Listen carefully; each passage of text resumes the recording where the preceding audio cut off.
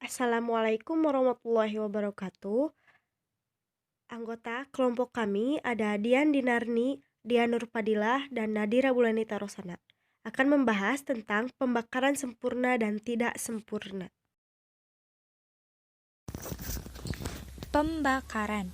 Pembakaran adalah suatu runutan reaksi kimia antara suatu bahan bakar dan suatu oksidan, disertai dengan produksi panas yang kadang disertai cahaya dalam bentuk pendar atau api.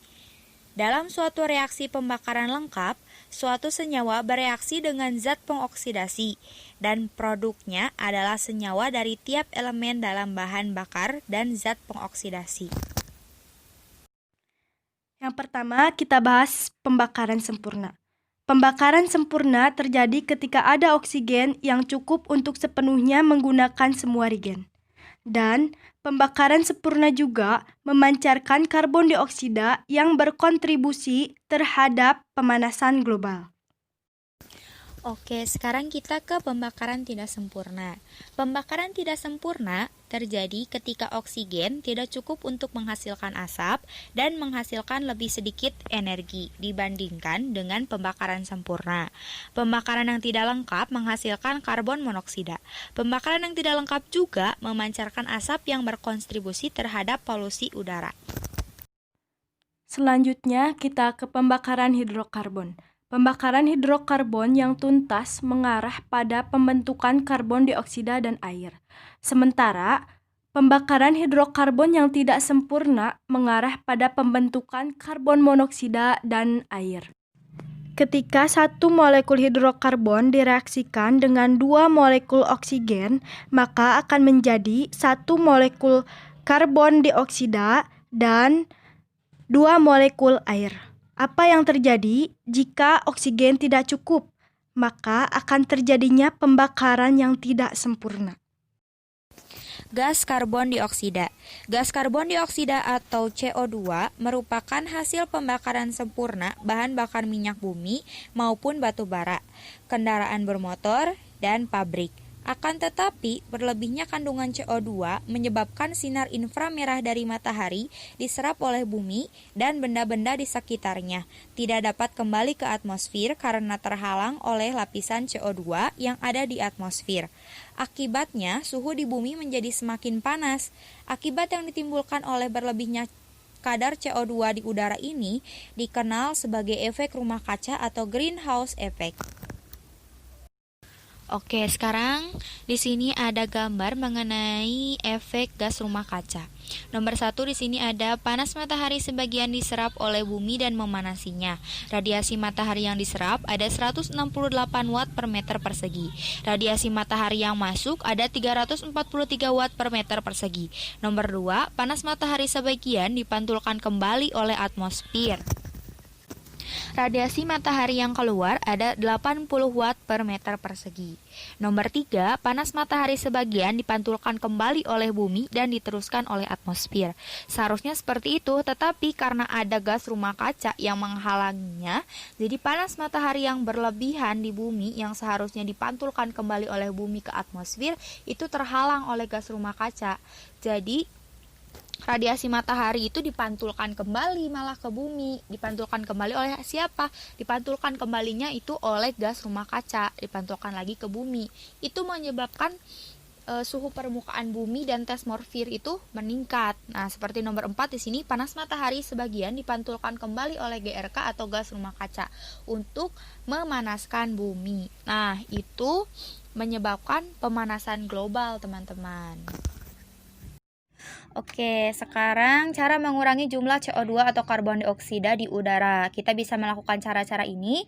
Yang pertama dengan penghijauan atau menanam tanaman di sekitar kita ataupun bisa menanam tanaman di hutan yang telah gundul. Nah, yang kedua dengan memperbanyak taman kota. Taman kota itu berfungsi untuk menyegarkan dan menyejukkan kota tersebut.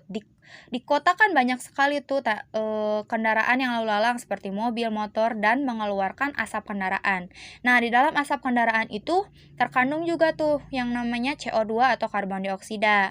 Nah, jadi pohon tersebut bisa menyerap CO2 itu atau karbon dioksida dan bisa menukarkannya menjadi oksigen dengan cara fotosintesis. Karena fotosintesis kan hasilnya adalah cadangan makanan untuk si pohon dan juga mengeluarkan oksigen untuk manusia. Nah, yang ketiga bisa dengan mengelola hutan dengan baik.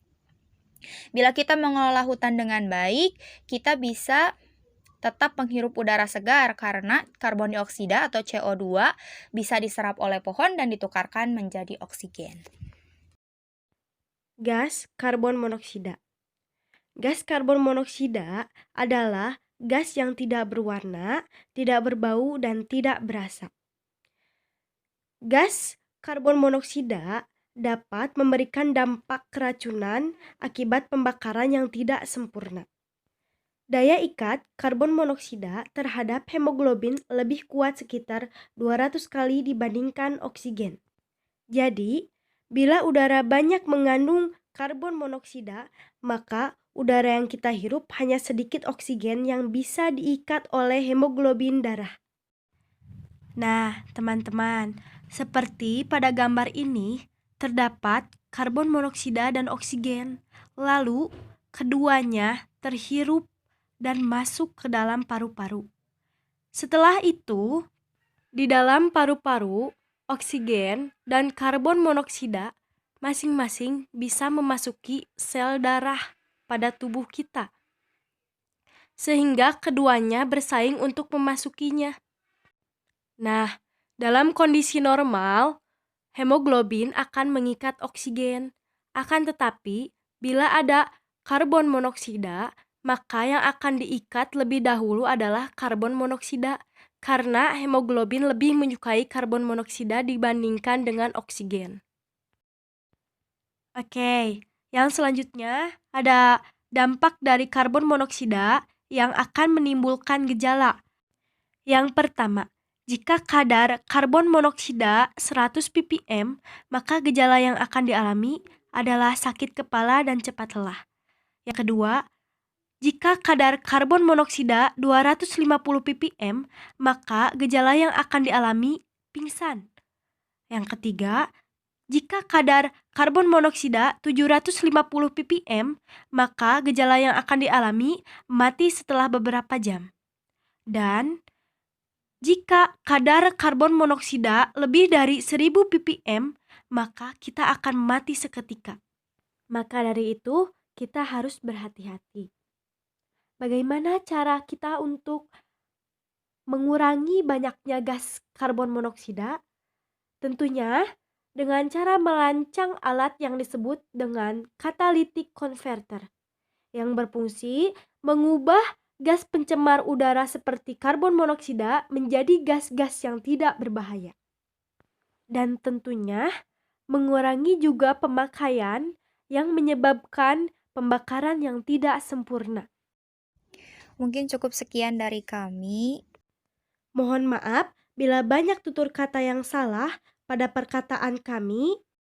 Terima kasih telah menonton video kami.